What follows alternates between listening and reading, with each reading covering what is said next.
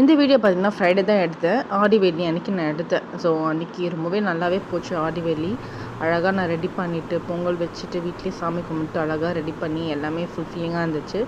But ஆனால் எல்லா டேயுமே இப்படி தான் இருக்குமான்னு கேட்டால் எனக்கு இல்லைன்னு தான் நான் சொல்லுவேன்.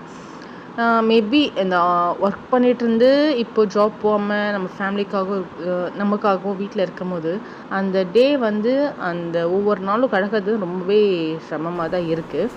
உங்களுக்கு எப்படின்னு சொல்லுங்கள். ஹவுஸ் ஒய்ஃபாக இருக்கிறது ரொம்பவே கஷ்டம்தான் இல்லை அப்படின்ற சுச்சுவேஷனில் சம்டைம்ஸ் இதே நல்லா இருக்குப்பா அப்படின்ற மாதிரி குழந்தைங்கள பார்த்துக்கும் போது எனக்கு அது ஃபீல் ஆகும். பட் பசங்க ஸ்கூலுக்கு போன பிறகு பார்த்தீங்கன்னா போது ஒரு த்ரூ அவுட் ஒரு 3 to 4 hours வந்து ரொம்ப ஐடியலாக இருக்க மாதிரி நான் ஃபீல் பண்ணுறேன். அதுக்கு ஏதாச்சும் லேர்ன் பண்ணலாம், ஏதாச்சும் போகணுன்னு பார்த்தா அதுக்கு நிறைய வந்து என்ன சொல்கிறது, டைம் வந்து மேட்ச் பண்ண முடியல. நம்ம ரீச் ஆகிறதுக்குள்ளே குழந்தைங்க ரீச் ஆகிடுவாங்க, குழந்தைங்க பார்த்துக்க ஆள் இல்லை.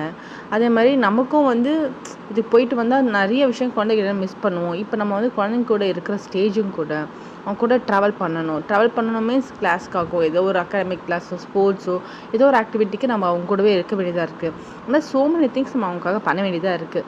அதே மாதிரி நம்மளுக்கும் இந்த மாதிரி ஒரு ஆசை இருக்கும் இல்லையா, அதுக்கு யாராவது ஒருத்தர் நம்ம வீட்டில் நமக்கு கண்டிப்பாக ஒரு சப்போர்ட் தேவை நான் நினைக்கிறேன். நீங்கள் என்ன நினைக்கிறீங்க? அந்த சப்போர்ட் நம்ம கணவராகவும் இருக்கலாம், இல்லை வேறு யாராவது இருக்கலாம். ஹஸ்பண்டும் வேலைக்கு போகணும், நம்மளும் வேலைக்கு போகணும்னு நினச்சோன்னா பசங்களும் சேஃப்டியாக இருக்கணும். நம்பிக்கையான பர்சன் கிடைக்காத வரைக்கும் நம்மளால் எங்கேயுமே த்ரூ அவுட் வெளியே ஒவ்வொரு ஒர்க்குக்கோ ஜாபுக்கோ இல்லை ஏதோ ஒரு கிளாஸோ லேர்ன் பண்ணணுமோ எதுவாக இருந்தாலும் பண்ண முடியாது நான் நினைக்கிறேன். நீங்கள் என்ன நினைக்கிறீங்கன்னு சொல்லிட்டு கமெண்ட் செக்ஷன் சொல்லுங்கள்.